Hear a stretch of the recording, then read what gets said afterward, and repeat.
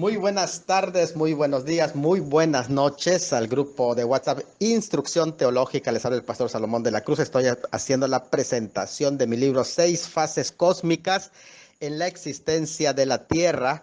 Y para esta ocasión voy a presentarles la fase número 4, la Tierra postdiluviana, que prácticamente está basado a partir del capítulo 8:13 de Génesis. Es la etapa postdiluviana de la Tierra, va desde el cataclismo mundial que fue universal, el diluvio, hasta la segunda venida de Cristo en gloria, o sea, que abarca todo este periodo de tiempo. Prácticamente está abarcando varios siglos, incluso varios milenios de tiempo, por lo menos unos 4.500 años, tal vez un poquito menos, pero alrededor de ese tiempo. Bueno, el diluvio, acuerden que es el contraste de la creación, o sea, es la creación a la inversa, o sea, como una involución. Va del cosmos al caos. Acuérdense que la creación fue del caos al cosmos y ahora va del orden al desorden, de las distinciones, separaciones y clasificaciones de todo lo que estaba ordenado en el mundo a un gran todo mezclado. De un final creado se mueve a un proceso de descreación, y de la separación de la tierra y el agua que ya estaban dadas, se retorna al abismo acuoso, o sea, vuelve a quedarse como en Génesis 1:2, todo el agua sobre la tierra. Y esto va a representar también un comienzo, porque se cierra prácticamente un ciclo. No olvide que las dimensiones del diluvio, porque algunos pueden juzgar, fueron proporcionales a las dimensiones del pecado, que es el hombre quien ha destruido su herencia. Acuérdense, herencia en Medio Oriente, esa herencia en Edén, esa herencia que Dios le dejó, esa herencia que preparó Dios para el hombre. El mundo que Dios había heredadole al hombre, prácticamente no fue bien administrado, o sea, se convirtió en un mal administrador. Y entonces con el diluvio vinieron muchos cambios drásticos a la tierra. Miren uno de esos cambios. Los aspectos físicos de la tierra cambiaron, y así lo expresa Génesis 7:11. O sea, esta serie de cambios vinieron porque prácticamente se vuelve a iniciar. Sin embargo, me llama mucho la atención que de nuevo comienza en esa parte de Medio Oriente, independientemente de cuál sea la ubicación, el sitio donde asentó el arca, que se le llama los montes Ararat, y en esa cordillera de montes, cuál espacio es considerado como Ararat, porque hay varias teorías al respecto, que son, por cierto, todas esas teorías son interesantes, y me parece que este aspecto del arca que queda, porque es interesante que en estos últimos días se habla mucho sobre el arca de Noé, porque es un testimonio de toda esta época postdiluviana, que desde luego vamos a seguir tocando esta temática cuando hablemos de las 7 dispensaciones, pero que en esta ocasión del aspecto físico es tan importante porque hubo cambios dentro de las características físicas de la Tierra. Incluso se separan en este periodo de tiempo los continentes. Acuérdense que en los días de Peleg se dividió la tierra, y eso puede tener los dos sentidos. Puede referirse a lo sucedido en el mundo espiritual y étnico y en el mundo de las lenguas, como también puede referirse a la separación de los continentes en los días de Peleg, que es muy probable, porque en ese sentido todo ese contenido de agua ahora necesitaba también desahogarse, y esto es algo muy interesante. Además que se cambió la atmósfera, lo hemos visto cuando se desatan o todas las cataratas de los cielos caen a la tierra, y entonces toda esa agua que cayó prácticamente pierde la misma consistencia de la atmósfera y empieza a degradarse los años en la raza humana. Bueno, el hombre ahora es reducido, por lo tanto, a pocos días de vida, como un resultado y una consecuencia de todo ese cataclismo. Claro que aquí se dice de ese tipo de desastres naturales, aunque en realidad podemos decir fenómenos naturales, que algunos así lo llaman, mejor dicho, porque desastres naturales no son. De hecho, un huracán, un terremoto no es un desastre natural, es un fenómeno natural, pero que afecta la vida del ser humano, por lo tanto no es algo natural, porque a veces es el hombre el que ha propiciado todas estas situaciones, ¿no?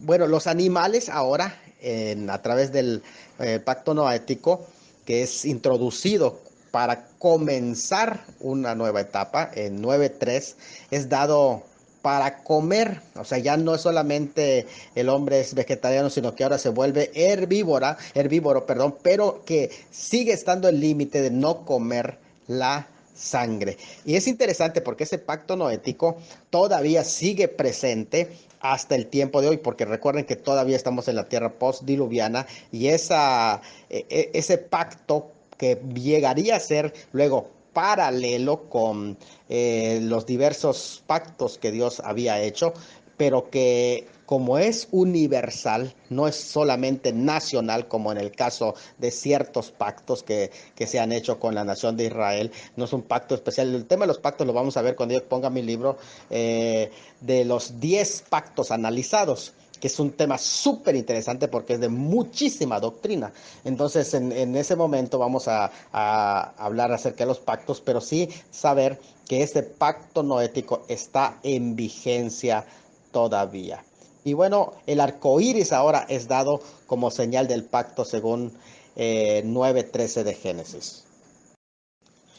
Bueno, pues hasta el momento en el que nosotros estamos se ha dejado ver la ruptura de relaciones como un efecto del pecado. Primero vemos la ruptura de Dios con el ser humano cuando él peca en Génesis capítulo 3 y se rompe la relación con Dios, cuando el humano peca.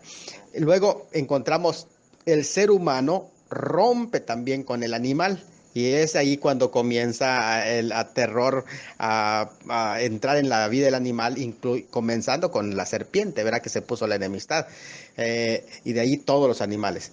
Luego se rompe también por el pecado la relación entre el ser humano y la tierra. Maldita será la tierra por tu causa. Y eso lo podemos ver en efecto a gran escala con el diluvio. Luego el hombre también rompe relación con su propia mujer, porque ahora hay una ruptura dentro del seno de la misma familia en el que se divide el hombre de la mujer. También encontramos que hay una ruptura entre hermano con hermano, ya cuando Caín se levanta y mata a su hermano. Pero también encontramos ahora en esta época postdiluviana una ruptura entre padre con hijo.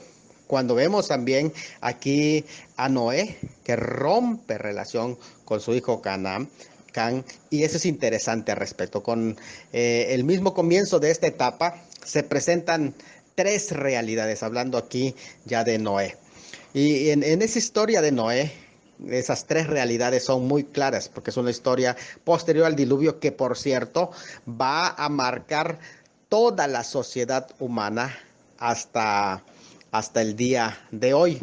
Entonces podemos encontrar esta realidad de la siguiente manera.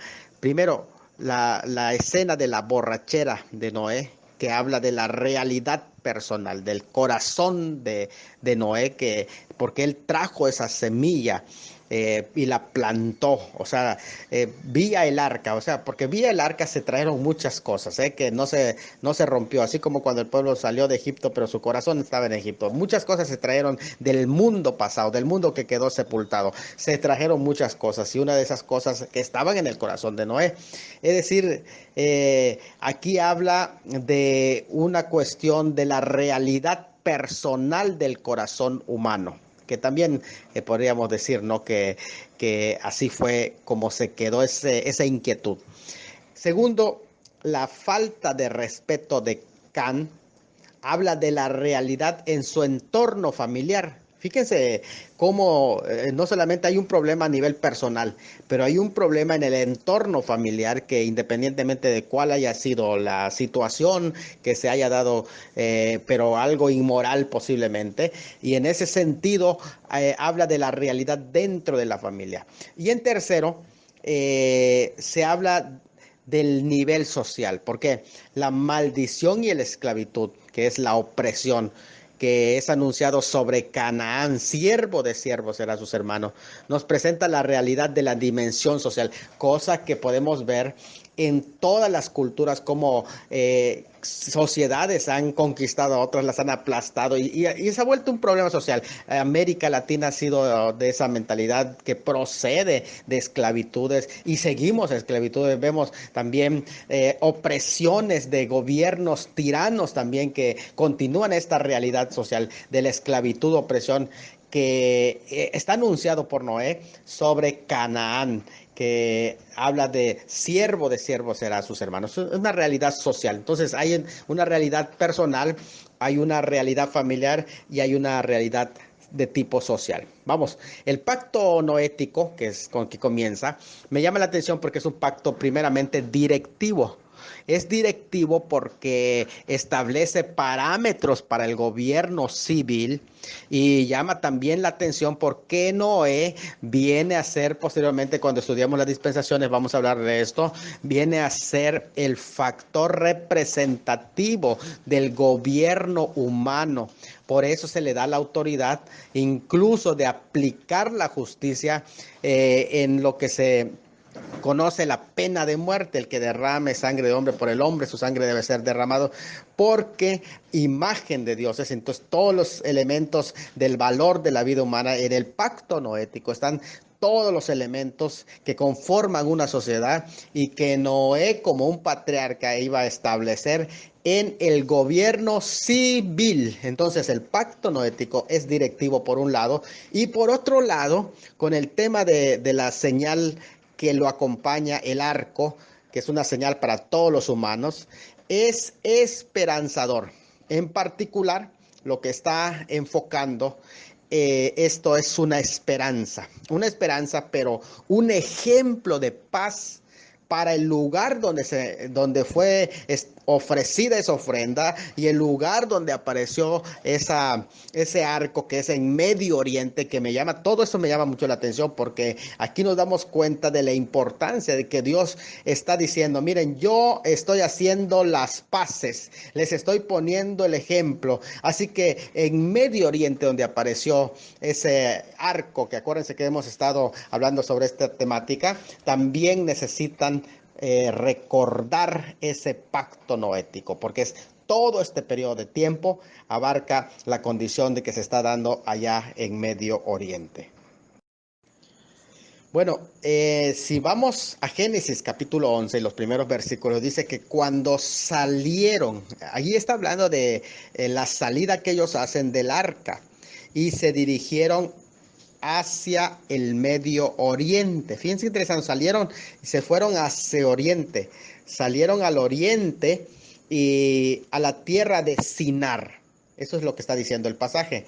Es interesante porque fíjense que Sinar, algunos entienden que viene de una palabra caldea que es Sumer.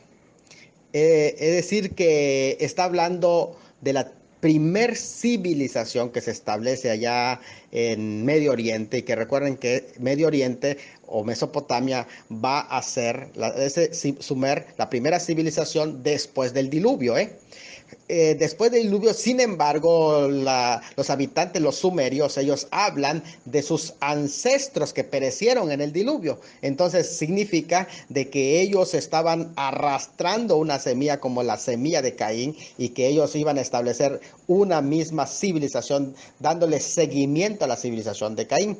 Bueno, al salir del arca, que fue asentado en Turquía, es que fue un lugar inhóspito completamente para la vida. Ellos emigraron de inmediato a Mesopotamia, como hemos dicho, buscando, y me llama mucho la atención que dice, hallaron una llanura, o sea, como que ellos estaban buscando un cierto lugar.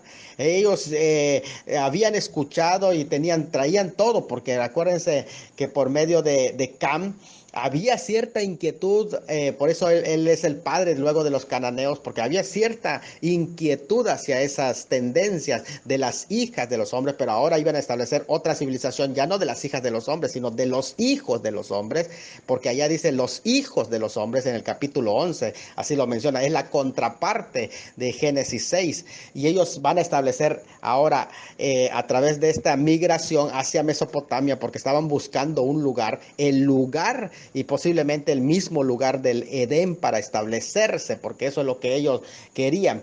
Dios les había mandado poblar la tierra en Génesis 9:7, en ese pacto noético, que llene la tierra, pero ellos por alguna razón que ellos, la razón por la que Dios les da que pueblen la tierra, que llenen la tierra, por la razón que si cada pueblo con un gobierno sencillo, así podrían reconocer a Dios únicamente como el rey de todos, pero ellos no querían reconocer a Dios como el rey de todos, sino querían reconocer un solo rey. Ellos quisieron unirse en un imperio, y es aquí donde comienza este nombre, Nimrod, el cazador, que fue quien reedifica las ciudades, la sepultada Sumer por el diluvio, y su generación que inventan ellos, esta generación, para comenzar de nada y negar a Dios completamente. Y me llama la atención porque ellos son cercanos a Noé, ellos conocieron a Noé, el mismo Nimrod conoció a Noé. La epopeya de Gilgamesh la inventan para negar el diluvio de Noé, o sea, como es una rebeldía en contra de sus mismos antepasados. Y es que es interesante porque es que la gente rápidamente se olvida de su historia. Continuaron así la religión sepultada, pero ahora con el nombre los hijos de los hombres, como lo dice Génesis 11, 1 y 2. En el capítulo 10, versículos 8 al 12, también presentan a este líder, a este personaje, cuyo corazón dice estaba dispuesto a hacer el mal, los hijos de los hombres. Eclesiastés 8:11 lo menciona que el corazón de los hijos de los hombres está dispuesto para hacer el mal. Miren, la civilización de Sumer o de los sumerios datan de 3500 a 2340 antes de Cristo, y ese espacio de tierra que es Mesopotamia, porque realmente la tierra es Mesopotamia. Todas las demás que se levantaron fueron las civilizaciones en forma sucesiva, es decir, Mesopotamia, y después vienen otras civilizaciones que van a estar estableciéndose desde Asiria y las demás civilizaciones, Persia, Babilonia, Persia y todas siempre en ese espacio de la media luna fértil. Allí se iban a establecer. Entonces prácticamente es la cuna de la civilización. Se consideran como, en este sentido, la Sumeria como la primera civilización y la más antigua civilización del mundo. Habitaron las planicies aluviales de los ríos Éufrates y Tigris en Mesopotamia, o sea, de nuevo recuerden el Edén. El Edén y específicamente luego el jardín que estaba en Edén. Edificaron ahí las siguientes ciudades-estados. Es interesante que son ciudades-estados, que son Uruk, Ur, Uma, Lagash, Kis, Eridu, Nippur, Surupac, que eran gobernadas siempre por un sacerdote guerrero, que es interesante, que el sacerdote era un guerrero. Las genealogías que aparecen en el capítulo 10 no se articulan alrededor de individuos, sino que señalan naciones, grupos étnicos, lingüísticos, políticos y geográficos. Pero hay un pequeño párrafo donde se habla de un enigmático individuo único, Nimrod, que es tocado aparte. Continúo en el próximo audio. Bueno, este individuo que es Nimrod, el término Nimrod tiene varias interpretaciones en el hebreo, porque viene de Marat, que es revelar. Literalmente nos revelaremos. Los intentos del dominio imperial son un acto de rebelión contra la voluntad de Dios, pero también lo son el abuso del poder, la marginación y todo intento de violencia. Esto incluye y sobre todo la religión, porque acuérdense que estos eran sacerdotes guerreros, porque a través de la religión ellos podían fácilmente manipular a las personas y usarlas para su fin, porque la política, y allí en ese sentido estaba aliado con la religión para manipular.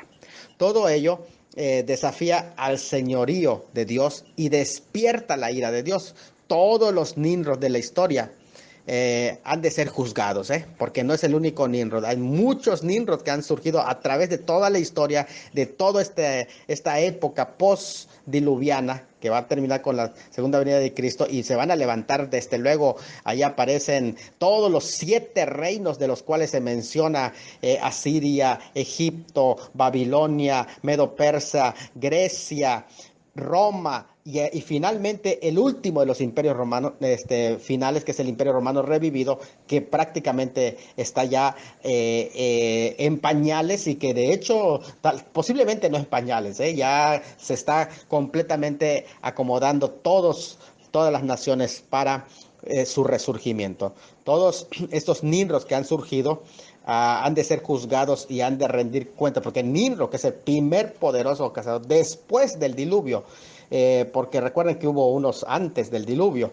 de los cuales ya hablamos, y han de rendir cuentas ante aquel que creó a todos los seres humanos por iguales, para vivir en armonía. Pero después del diluvio, fue el primer poderoso, el primer Gibor. Aquí aparece de nuevo el término Gibor, el primer Gibor, que habla de poder, fuerza, violencia, poder tiránico y despótico. Y cazador o guerrero, se habla de un Tamurs con vestimenta de leopardo que construyó Babilonia, y según algunos entienden que no puede ser otro que Nimrod.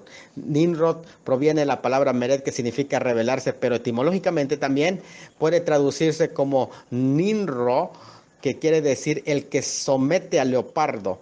Sir William Jones, en sus estudios de arqueología, dice: las leyendas persas dicen que Hoshank, el padre de Tammuz, quien construyó Babilonia, fue el primero que crió perros y leopardos para cazar.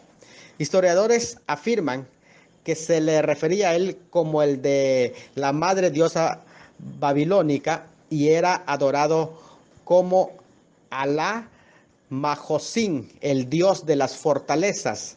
En la religión musulmana, curiosamente, también se adora al dios de la fortaleza, Alá. Si Nimrod era un hombre de color por ser hijo de Cus, y acuérdense de dónde se ubican los cusitas, entonces está relacionado con Osiris, ya que incluso Plutarco nos dice que Osiris era de rostro pálido, es decir, de color, y era representado también en sus imágenes como alguien de color. Es interesante que allá dice: por eso cazador delante de Jehová. En realidad, habría que traducirlo mejor como contra, es decir, contra Jehová en lugar de delante de Jehová. O sea, que cazaba por desafiar a Dios, pero no solamente se trataba de un cazador cualquiera, que vamos a ver, fue el comienzo de su reino. Es el primer imperialista por medio de violencia, crueldad y tiranía.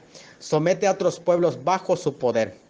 Y este modelo de todos los tiranos que han tomado a él como de la manera como Caín establece el imperio cainita, de todos los cainitas, de todos los caídos de Caín, así como él establece ese modelo, la descendencia de Caín, de la serpiente, él continúa estableciendo un modelo. Todos esos Nimrods que se han levantado estableciendo imperios, fue precursor de muchos poderes imperiales que han sometido en esclavitud deshumanizante a seres humanos creados a imagen de Dios. Describe así su dominio político sobre 6 ciudades grandes. La escritura menciona que el inicio de su reino fue Babel, que es actualmente, o que llegó a ser, Babilonia. Erech, Uruk, ciudad-estado sumerio, que es posiblemente una evolución fonética de la actualidad. Akkad, relacionado con el idioma acadio mesopotámico. Nínive, a orillas del Tigris, que también llegó a ser una ciudad muy poderosa y importante. Cala, que es Calju, su nombre actual es Nimrod. Una de las importancias que tiene la lista de los descendientes de Noé del capítulo 10 es que todo el proceso gira alrededor de genealogías, que no se articulan exclusivamente alrededor de individuos, sino que señalan naciones, grupos étnicos, grupos lingüísticos, políticos y geográficos, los cuales, excluyendo a Nimrod, que es un individuo, se mencionan 70 pueblos o naciones o etnias compuestas por 14 jafetitas, 30 camitas y 26 semitas. Todas las 70 naciones, que es símbolo de la totalidad. Interesante que 70, porque juega un papel importante para el final, porque comienza con 70 y llega al final en este tiempo también la importancia del 70. Provienen de un solo padre, que es Noé, y sus hijos, todos las 70. Solamente tienen un antepasado, que es Noé y los hijos de Noé. Entonces, es claro que aunque hay una comunidad internacional, existen toda una familia de seres humanos estrechamente interrelacionados bajo la soberanía de un creador. Es decir, todos somos hermanos, ni en medio, ni en mediano, ni en cercano, ni en lejano oriente, ni en occidente. Tenemos que estar en conflictos. Todos descendemos de Noé. Bueno, el autor comienza con los descendientes de Jafet, que representan aquellas naciones que tuvieron menos contacto con Israel. Luego siguen los descendientes de Cam, que son los antecesores de los pueblos que estuvieron en contactos con Israel. Entre ellos están los babilónicos, que representan a la ciudad de la religión apóstata. Los egipcios, que están representados en la ciudad materialista, y los cananeos, que representan las ciudades de promiscuidad. Entonces encontramos a esos tres grupos relacionados con Israel. Ahora, la intención del autor es desplazar rápidamente a los dos grupos y concentrarse en los descendientes de Sem, que es la línea mesiánica por medio del cual iba a venir Abraham, y de Abraham enfocarse a todos los descendientes de Abraham para que se mencione al linaje de los, ya no de los hijos de los hombres, sino de los hijos de Dios por medio de Abraham. Entonces, es interesante repasar estos bloques de naciones que aparecen en el capítulo 10 rápidamente. Entonces, los tres bloques de naciones están de esta manera. Los descendientes de Jafet, que son los más lejanos en contacto con Israel, influyeron ellos en la ciencia, en la filosofía, porque acuerden que son los griegos, romanos, europeos y los americanos, que son naciones que tuvieron menos contacto con Israel. Son los descendientes de Jafet. Reitero, son romanos, europeos y americanos. Y ellos influyeron sobre la ciencia y sobre la filosofía. Acuérdense que estamos hablando como el modelo de los antediluvianos también. Luego están los descendientes de Cam, entre los que estaban los egipcios, los libios, los etíopes, fenicios, sumerios y orientales. Ellos son pioneros en tecnología. Son naciones que tuvieron más contacto con Israel y fueron las peores con relación a Israel. Bueno, y luego están los descendientes de Sem. Los descendientes de Sem, o los semitas, es importante que sepamos esto, no solamente son los judíos, que están en la lista judíos, los musulmanes y la raza semita, dominada en el área de la religión y la teología. Son dos influencias que ellos tienen. Ellos dominaron en el área de la religión y la teología. Son las naciones semitas. Bueno, en medio de esa lista se menciona un nombre. ¿Por qué un nombre? Recuerden, 70 naciones y un nombre, que es Nimrod, aparece. Pero Nimrod no cuenta más que como un personaje individual, y lo ponen como un ejemplo de la tiranía de un imperio, de una persona, de un emperador, perdón, que sería un déspota, un tirano. Pero Nimrod y los hijos de los hombres construyeron en Babel una torre. ¿Por qué querían hacer una torre? Bueno, primero, para explicar, aparte de Dios, por qué cayó el diluvio. Es para eso que nombraron esa cultura. Segundo, lo querían hacer como centro ceremonial, un sigurat con 7 niveles ocultos de los sacerdotes de misterio, y eso es porque la arqueología ha descubierto todo esto. Para Nimrod y Semiramis, al séptimo ápice o nivel se llegaba a la altura de los dioses, el sol y la luna, como medio de salvación, su arca, torre más alta que la inundación del diluvio. Es decir, que eso es lo que ellos querían hacer. En contraparte, Noé y sus descendientes son los hijos de Dios, quienes contrastan con ellos. De esa línea nació Taré, padre de Abraham, según Josué 24, 2 al 3 y Hechos 7, 2 al 4, de donde fue llamado de Mesopotamia Abraham, que a la vez sería padre de la nación hebrea, de los ismaelitas y por la fe también de la iglesia. Entonces, me llama la atención porque en todo este periodo de tiempo que comienza en ese momento, y por cierto, vuelvo a reiterar, en Medio Oriente, iba a marcar el hecho de que no iba a haber cambios en toda esta época hasta que llegue el final de esos tiempos. Hay cosas que no cambiarían hasta que la tierra vieja pase, porque así fue la promesa en el pacto noético. Esto muestra la misericordia de Dios, una misericordia que de alguna manera es continua, pero que al final de los tiempos, cuando venga el juicio de la gran tribulación, que va a anunciar como dolores en la mujer de parto, la llegada del hijo, del Mesías prometido, de aquella simiente de la mujer, pero ahora para aplastar la cabeza de Satanás en su venida en gloria después de la gran tribulación. Que Dios lo bendiga, y ahí termina la tierra postdiluviana. Muy buenas noches, les habla el pastor Salomón de la Cruz desde Cozumel, Quintana Roo, al grupo de Instrucción Teológica. En esta ocasión voy a dar un resumen de lo que es la etapa de la tierra milenial. No con detalle, porque vamos a hablar de la dispensación del milenio cuando hablemos de las 7 dispensaciones, pero comencemos con el periodo, que es el periodo milenial. No hay que ignorar que esta etapa de la tierra que estamos ahora, que se llama la tierra postdiluviana, acaba con la vuelta de Cristo, pero antes que se terminen las condiciones terrestres se van a agravar, van a haber cambios cósmicos tremendos que van a afectar todos esos cambios que tuvieron en el origen, en el buen funcionamiento de la creación, y van a tener varios frentes de cambios, como lo dice Lucas 21:11, Lucas 21, 25 y 26, donde van a haber potencias de los cielos reventadas en este sentido. Entonces, las condiciones terrestres se van a agravar en esta tierra postdiluviana, y habrá un tiempo de tribulación donde los animales tendrán más violencia y la tierra negará su fruto. Esto va a concluir con la vuelta de Cristo.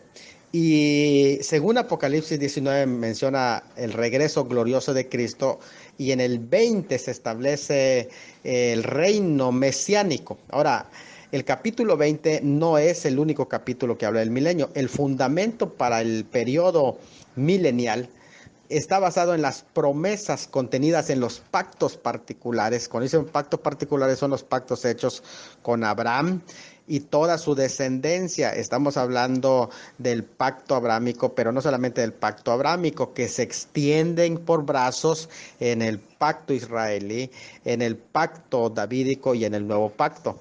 Entonces, Apocalipsis 20 no es la única mención ni es el fundamento para el reino mesiánico.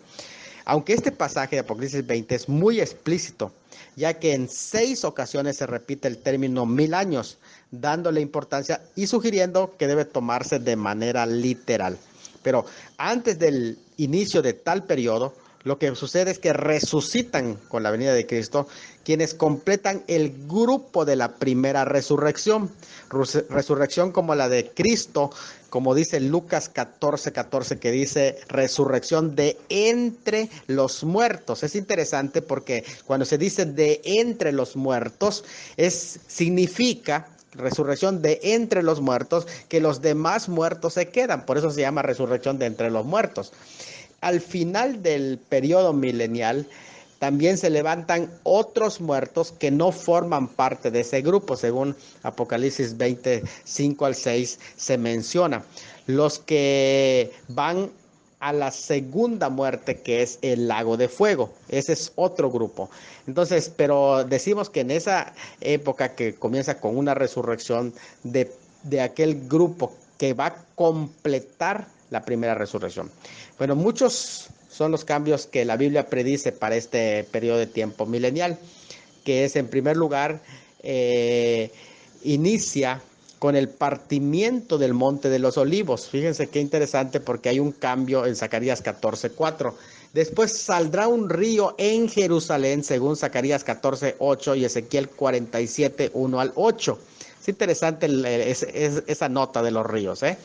Además, vuelve a reiterarse que no habrá más maldición, según Zacarías 14:10 al 11, Isaías 35:41, 18 al 19 y 55:13.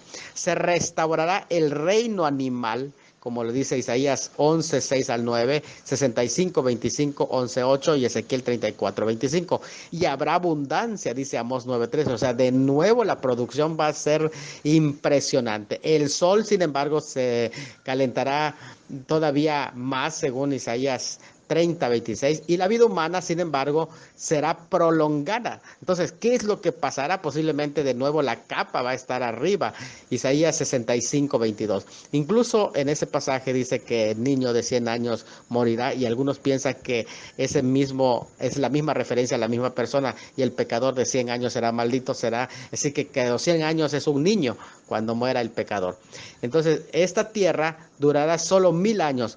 Luego, después de eso, sucede la invasión que se le conoce en Apocalipsis 20 como la invasión de Gog y Magog, que es, recuerden, no el de Ezequiel 38, sino que esta invasión de Gog y Magog es interesante porque no es precisamente en la tierra de Israel, sino que es en el campamento de los santos. O sea, que es una guerra espacial, porque van a rodear el campamento de los santos. Y recuerden que durante esos 1000 años la tecnología va a súper avanzar, y esto va a ser una cosa impresionante, porque ellos van a querer derribar la Nueva Jerusalén. Es una locura, pero sus tecnologías van a ser enormes, y dice que por eso fuego del cielo va a salir de esa ciudad y va a devorar a los adversarios de Dios, y con ese fuego que se inicia empieza la quemadura de esa tierra. Por eso es posible que ahí se cumple 2 de Pedro 3:7 al 10, donde se habla del azoe,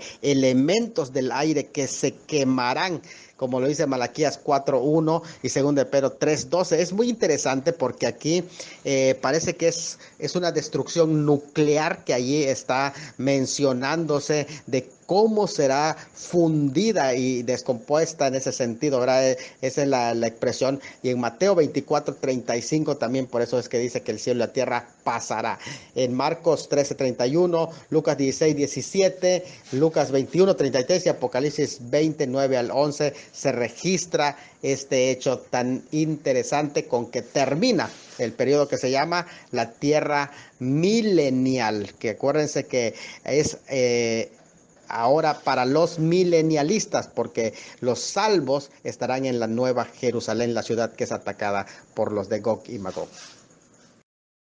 Sí, el pastor Salomón de la Cruz, aquí en el grupo de WhatsApp Instrucción Teológica, para exponer la última de las 6 fases cósmicas de la existencia de la Tierra, que es la Tierra Nueva, y está basada en Apocalipsis 21:1. No el 22, porque acuérdense que el 22 nos habla de una descripción del milenio, pero el capítulo 21, siguiendo el orden cronológico del 20 y después el juicio, viene la eternidad en el capítulo 21. Existen algunas preguntas al respecto de esa tierra nueva que dijimos en la anterior exposición que será quemada, pero la pregunta primera es: ¿será quemada la tierra actual? Y la respuesta inmediata, de acuerdo a los pasajes bíblicos, es sí. Sufrirá un cambio de estado a otro.